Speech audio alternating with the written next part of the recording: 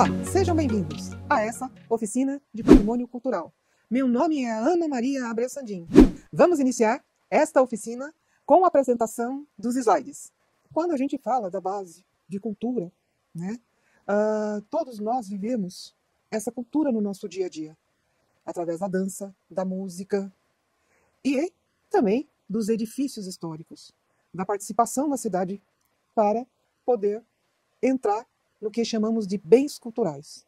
Cada um de nós pertence a um local e nesse local são produzidos esses bens culturais que nos identificam como cidade, como estado, como país.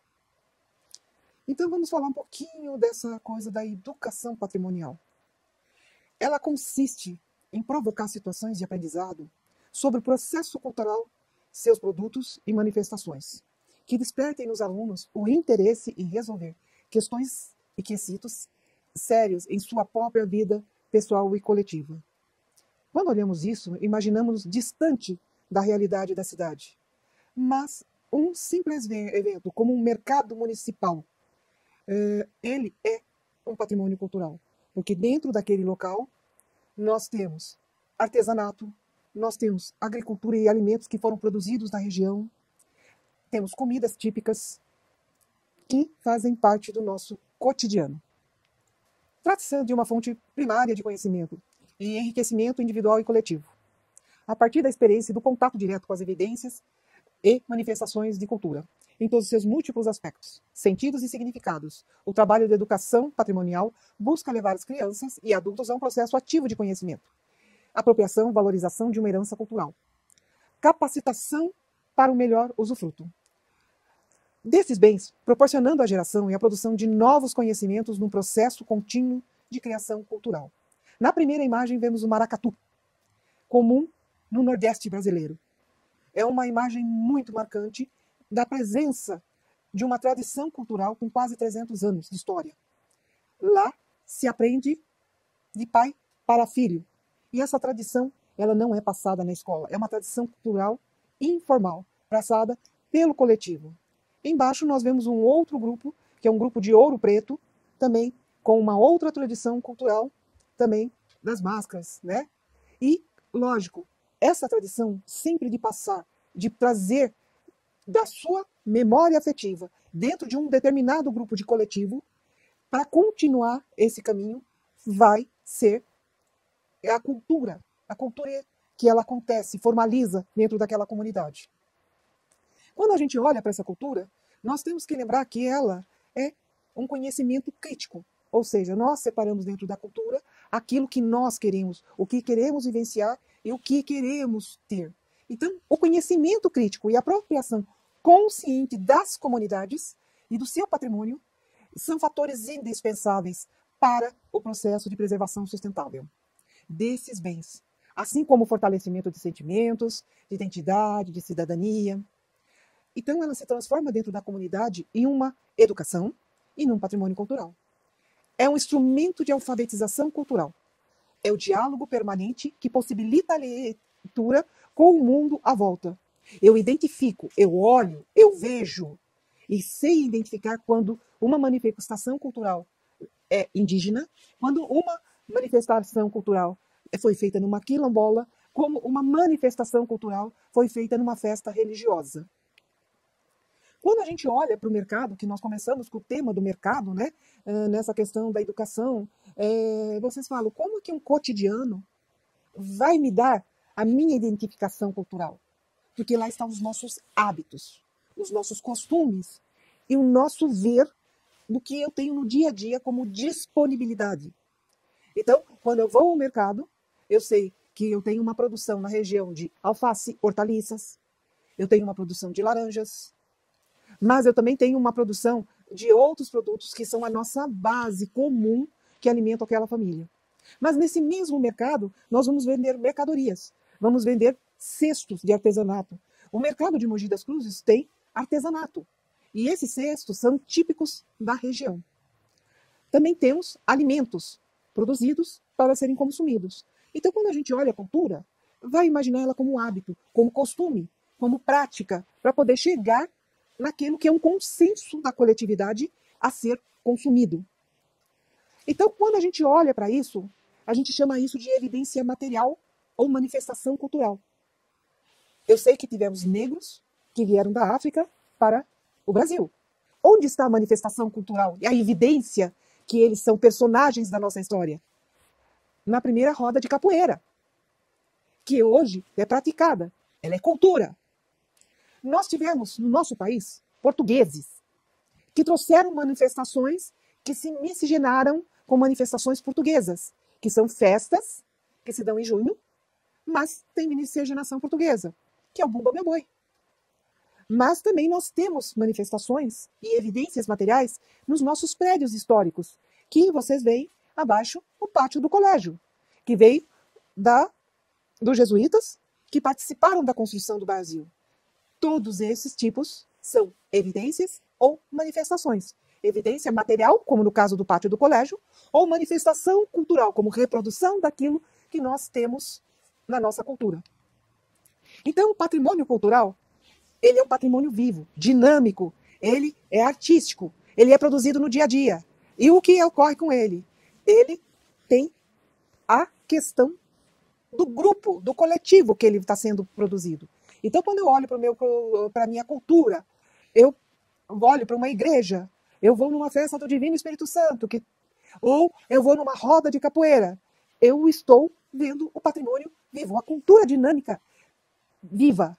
Ela não é algo estático, ela não é algo parado. Ela vai mudando conforme essa comunidade vai trabalhando.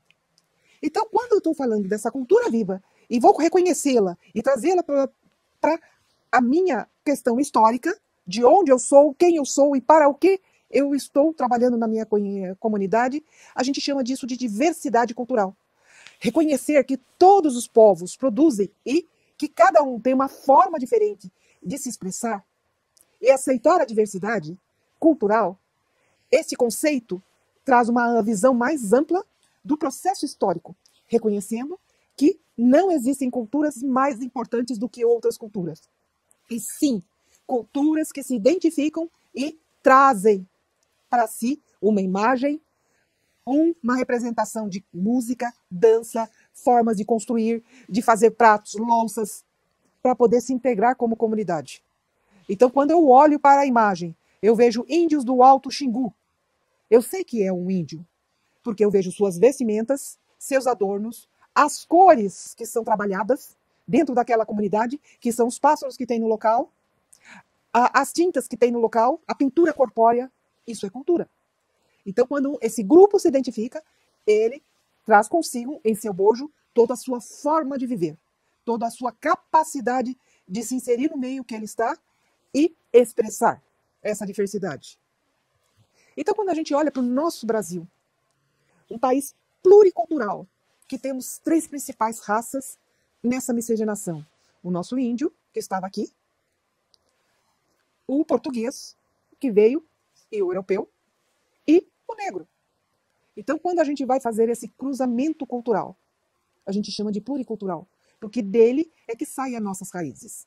Então, o Brasil é um país pluricultural que deve estar uma característica de conjuntos de etnias que a formaram. E a extensão do seu território permitiu que tivéssemos ainda mais diversidade. Essas diversidades culturais, regionais, contribuem para a formação da identidade do cidadão brasileiro, incorporando o processo de formação do indivíduo e permitindo reconhecer o passado e compreender o presente e agir sobre ele. Ou seja, eu não estive aqui no Brasil de 1500 anos atrás, mas existiam povos originários.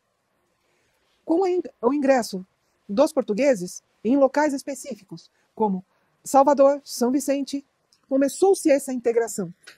E nesses locais começaram a se produzir cidadania e começou a se produzir cultura. Insere-se o negro. O negro traz o seu conhecimento e a sua forma de viver. Ele vem de várias partes da África, não veio de uma parte só. Aí começamos a ter uma diversidade cultural maior. E ela vem sendo transmitida ao longo do tempo. Então, como a gente transmite essa cultura? Como é que eu adquiro? Como eu a transformo em expressão? E quando ela vira em tradição? Então, quando a gente fala o saber, a experiência da vida na floresta, é fundamental na nossa herança cultural. Essa tradição veio dos índios, da Amazônia, que entregam o nosso patrimônio. O maracatu é um outro saber, é uma outra expressão. São elementos trazidos pela cultura africana, incorporado a uma prática religiosa, a uma manifestação popular, sendo mesmo assim um elemento significativo de cultura brasileira. Vocês perceberam no slide anterior as cores que os índios traziam em seu bojo em sua demonstração de cultura. Agora nós percebemos nessa imagem o maracatu. A roupagem para essa expressão que veio da África é diferente. O uso de máscaras, cabeças cobertas, vários adereços e movimentos para expressar uma dança.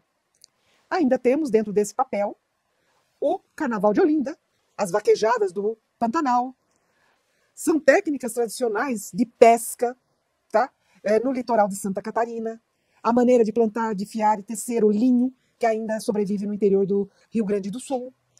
Paraty são exemplos dessa cultura viva que pode ser trabalhada através da educação patrimonial. Então, quando eu olho o saber, ele foi construído em 500 anos de história. Quando eu olho o tecer de uma roupa, que hoje eu uso no meu dia a dia, ele também veio de um saber cultural. Mas quando eu faço uma manifestação cultural, quando eu reproduzo uma festa, quando eu reproduzo uma dança, reproduzo uma música, mas também quando eu faço essa música, é expressão cultural. E ela vira uma tradição. Então, quando olhamos, a base que nós precisamos para essa informação vem da necessidade do passado. Para eu me sentir pertencente ao lugar que eu estou, eu preciso me sentir pertencente. Então, o uso de objetos, monumentos, sítios históricos são usados na educação patrimonial. E essa educação patrimonial que nós passamos pelo processo, que consiste num sistema de aprendizado sobre o processo de seus produtos e manifestações, que às vezes vai depender de alunos a se interessar e resolver questões significativas da própria vida, pessoal e coletiva. Mas nem sempre foi assim. Na realidade, esse aprendizado, essa educação patrimonial, ela sempre foi transmitida de forma oral, significando para a comunidade os contadores de história, que também são um patrimônio, pois através deles os índios contaram suas histórias, contaram seus fatos históricos, contaram como eles chegaram naquela música, naquela dança, no ritual da passagem da criança para a adolescência. Então, essa educação que vem junto com a cultura, ela vai trazer para nós uma integração. Então, quando a gente fala de patrimônio cultural e meio ambiente e vai falar da história que está sendo inserida, ela vai oferecer uma oportunidade que provoca aos alunos sentimentos de uma curiosidade, levando-os a querer conhecer sobre eles. Então, quando eu olho para a igreja de São Benedito de Biritiba Mirim, que tem 100 anos, num vasto terreno, e esse terreno foi usado para fazer festas religiosas, encontros, comemorações de santos, e vou olhar para o Museu de Energia de Salesópolis, que foi uma grande produtora, um dos primeiros do estado em produção de energia, qual é a ligação deles? Eles são objetos que tiveram significado dentro da comunidade que eles estavam para poder serem trabalhados. E, lógico, esses objetos não somem, não desaparecem, eles continuam vivos, eles continuam dinâmicos e eles continuam sendo usados. Então, quando a gente fala da educação e processo cultural, o homem, por si só, ele tem dentro da sua família, do teu seio de comunidade, do teu seio como sociedade e Estado, regras que são provocadas por situações de aprendizagem. Você vai para uma festa, hoje eu vou me vestir de anjo, vai ter uma procissão e é uma festa integrativa no mês de maio do Divino Espírito Santo. Não, hoje eu vou ter uma festa para o folclore brasileiro. Vou me vestir de Saci? Vou me vestir de Emília? Não sei. Mas quando a gente fala dessa educação, que ela é transmitida por gerações, sobre o patrimônio, consiste em provocar situações de aprendizado, sobre o processo cultural e seus produtos de manifestações, que despertam o interesse em resolver questões significativas para a sua própria pessoa, vida e coletividade. Porque quando eu tenho essas manifestações, eu me sinto pertencente, eu me sinto dono daquela cultura, eu me sinto dentro daquele local. Então, o patrimônio cultural e o meio que o cerca, o meio ambiente histórico, está inserido, oferecendo oportunidades de provocar nos alunos sentimentos de surpresa e curiosidade, levando-os a querer conhecer mais sobre elas. Quando eu falo desses alunos, vocês estão pensando numa escola formal. Não, mas a sociedade tem instrumentos e usa mecanismos para te ensinar a comer, para te ensinar a vestir e para ensinar a reproduzir os artefatos, como louças, talheres, que você usa no teu dia a dia. Então, você sabe pegar um trem? Porque nós tivemos aqui na região do Alto Tietê um trem vindo em 1875. Então nós temos registro da estação de Suzano, uma estação de trem. Tivemos famílias que vieram para a região de forma que trouxeram sistemas construtivos. E temos hoje, numa dessas residências, o uso da Prefeitura Municipal de Ipoá. Ah, então o sistema construtivo também entra em cultura? Sim, porque eu tenho casas de tijolos, tenho casas de taipa, mas quem ensinou? Quem reproduziu? Então, quando a gente vai falar desse uso do patrimônio, eu tenho algo que é um caminho muito grande. Eu tenho aquisição de conhecimentos e de habilidades. Se o pai é taipeiro, faz do barro paredes, ele vai ensinar o filho a ser taipeiro. Se a mãe é cozinheira, prepara o afogado, cozinha típica da região, vai ensinar a filha a fazer afogado. Se eu tenho o tropeiro, que passa com mulas na região, ele vai ensinar e preparar o alimento dele com o charque. Então, quando a gente vai olhando esse nosso aluno, que se manifesta no dia a dia, numa relação com a sua comunidade, ela é de tradição oral. Ela pode ser transportada para a tradição e para uma escola, para uma tradição formal. Mas esse uso e conceitos e habilidades, eles são transmitidos de uma forma praticamente consciente, para ele poder se agregar como homem dentro da sociedade que ele habita. Então, o patrimônio cultural pega esses conceitos e habilidade e transforma em uso e habilidades. E o que facilita ele viver dentro do ambiente e o que o motiva.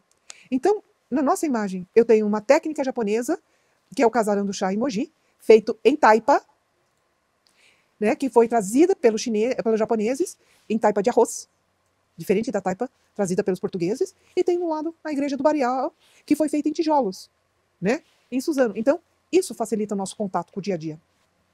Então, quando a gente está facilitando essa compreensão na vida do passado, a gente vai olhar o passado e vai olhar o presente. É fácil eu olhar numa imagem.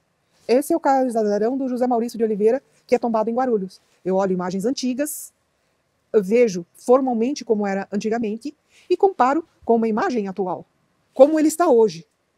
Mas nem tudo é material. Eu estou vendo como foi uma solução do passado. Eu não apago essa solução, uma casa não se apaga. E mostrando hoje como ela funciona, como ela sobreviveu a esse tempo, como ela participou dessa história. Morou famílias, 3, 4, 5 gerações.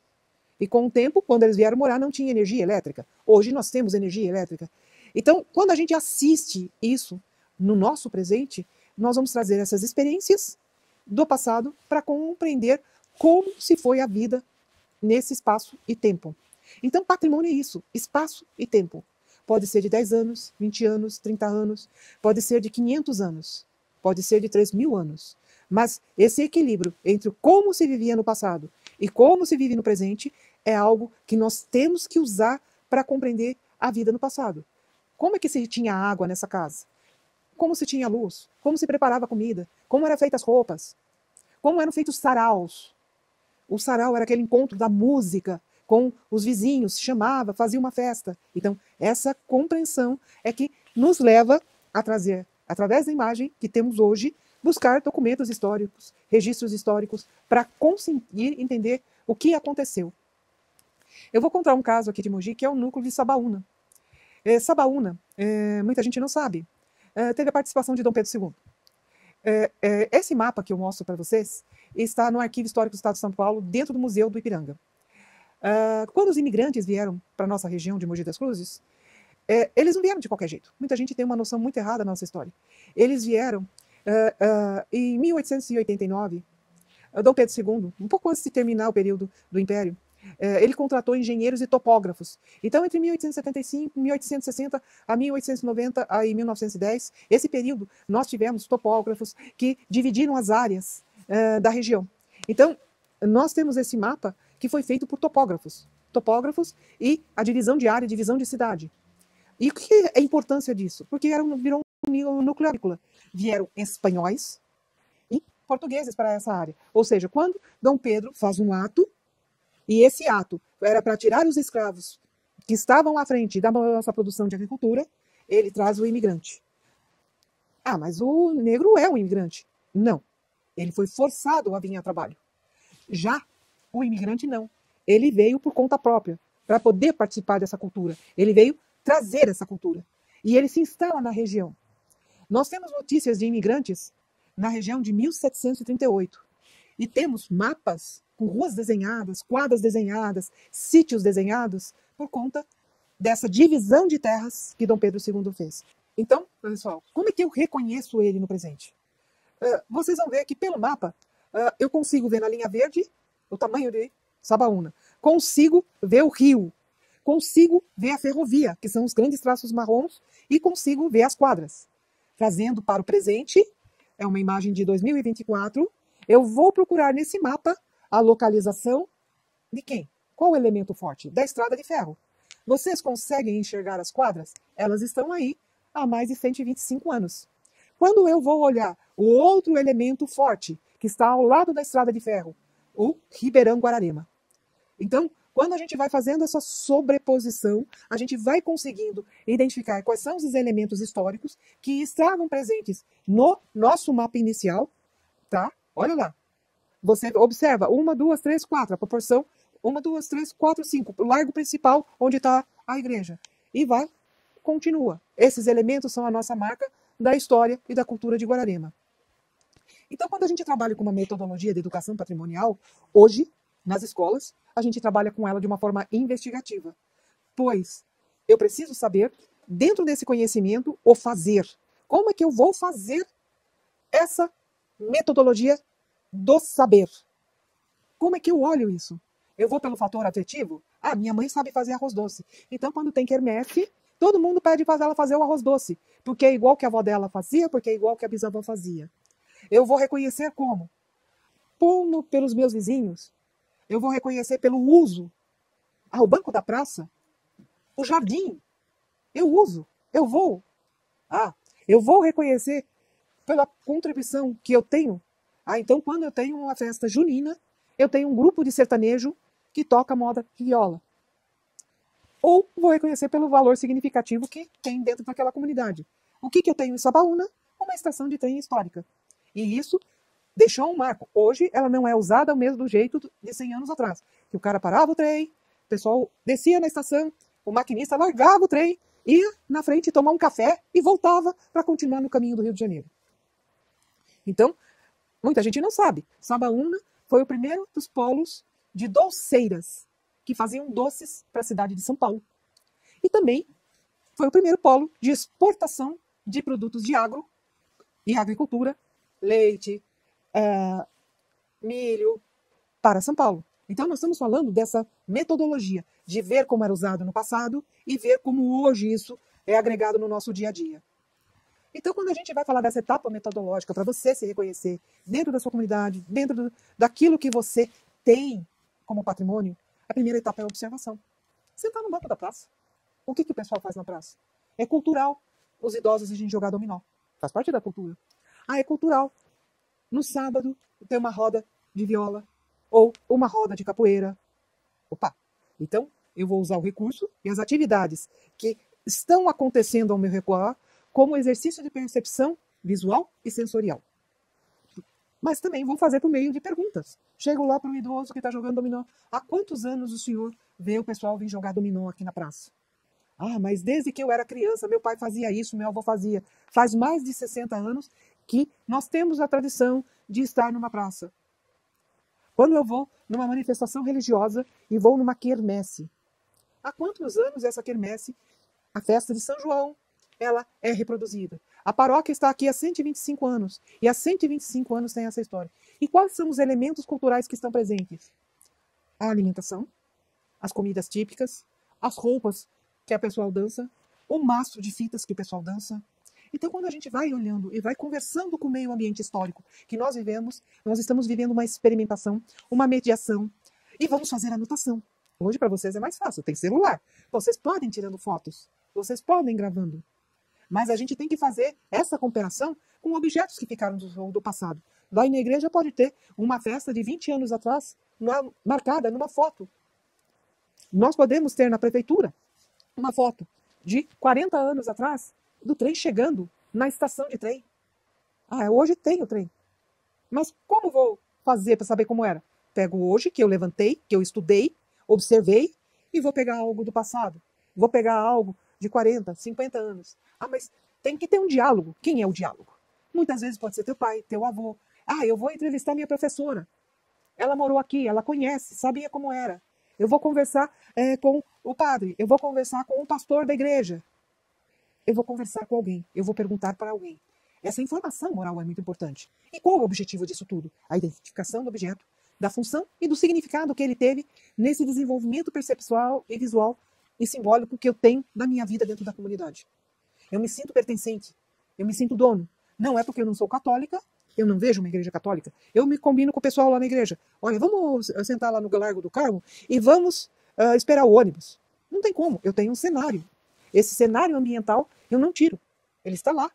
Ele virou ponto de encontro. Ele virou uma questão de paisagem. É lá que eu me identifico dentro dessa cidade.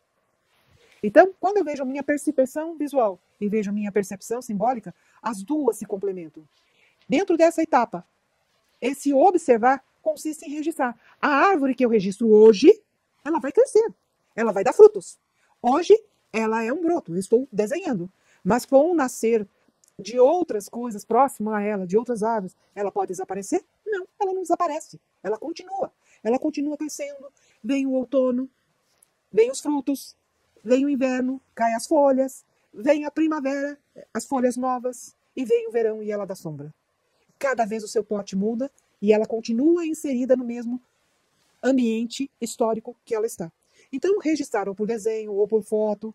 Nós tivemos aqui na nossa região Saint-Hilaire, que registrou imagens de Mogi e da nossa região de Guarulhos, Jacareí. Não sabemos como eles eram, porque esses registros das nossas aldeias e nas nossas cidades históricas estão desenhados. Então, quando vai para a etapa 2, muitas vezes a gente preocupa. Como que eu vou fazer esse registro? Como é que eu vou pensar nesse registro? Que recurso que eu tenho para esse registro? Quem desenha bem, faz um desenho. Ah, mas tem gente que descreve muito bem verbalmente. Opa! Esse escrever através da fala ou da escrita foi feito no Brasil. Nós temos pelo índio a tradição oral. Passou de pai para filho, os mais velhos da aldeia foram contando como foram as histórias. E nós temos a tradição escrita, deixar manuscritos registrados. Nós temos pedras no Pará, no Chapadão dos Veadeiros, com pinturas rupestres que estão lá. Mas hoje nós continuamos usando o mesmo método para registrar histórias, com equipamentos modernos. Podemos fazer gráficos, fotografias, maquetes, mapas, planta baixas. Tudo vale como registro. E qual é o objetivo desse registro? Fixação de um conhecimento. Porque se a gente não perceber o que é conhecimento, nós não podemos aprofundar na nossa observação. E não podemos fazer uma análise crítica do que eu registrei há 2 dias atrás com o que eu registrei hoje. Do que eu registrei há 10 anos atrás com o que eu registro hoje. Então, muitas vezes, vou ter que usar aportes dados por outras pessoas que fizeram parte dessa comunidade e nos descreveram, nos contaram, né? E de forma intuitiva ou operacional, com um mecanismo, com uma fotografia. Para poder fazer isso, na etapa 3, nós temos que ter exploração. Não adianta só fazer o registro, não adianta só observar. Eu vou ter que usar algum mecanismo, para poder levantar hipótese. Ah, então vamos falar assim, uma hipótese viável. Na região do Alto Tietê, nós tivemos índios? Sim. Foi uma tribo só? Como eu vou saber? Nós tivemos cariris, goitacazes, tupis. Mas como que eu vou conseguir observar isso? Eu não tenho. Tem. Se você olhar bem, tem. Nós temos arqueólogos que fizeram um levantamento de setas, louças, dessas populações que viveram anteriormente na região. Ah, não tem a fotografia. Não temos rupestre. Na nossa região, o que temos rupestre é em Itu, Salto. Pinturas rupestres em pedras. Mas eles deixaram registro, deixaram vestígios. Então, quando a gente vai fazer a nossa exploração, nós vamos ter que buscar de que forma isso foi feito no passado. E pesquisar atualmente em fontes como bibliotecas, arquivos, cartórios, instituições, jornais, entrevistas a pessoas da comunidade. E qual o objetivo disso? Desenvolvimento da nossa capacidade de análise, julgamento crítico, interpretação de dados, evidências e significados. Porque eu estou olhando pelo olhar do hoje, o como eu vejo hoje o lugar que eu habito. Mas eu preciso saber como os outros viram e como deixaram registrado esse lugar, ou esse objeto, ou esta música. Eu não consigo ouvir a música indígena. Não tenho índios na região. Mas eu posso ter registro dos povos atuais, através das danças e da música desses povos, como isso foi transmitido. Então, quando eu estou trabalhando e fazendo, isso se chama apropriação. Eu estou me sentindo pertencente a algum lugar e, desse lugar, o que eu consigo interpretar, o que eu consigo perceber. Então, que atividade, que recursos eu uso para isso? Recriação.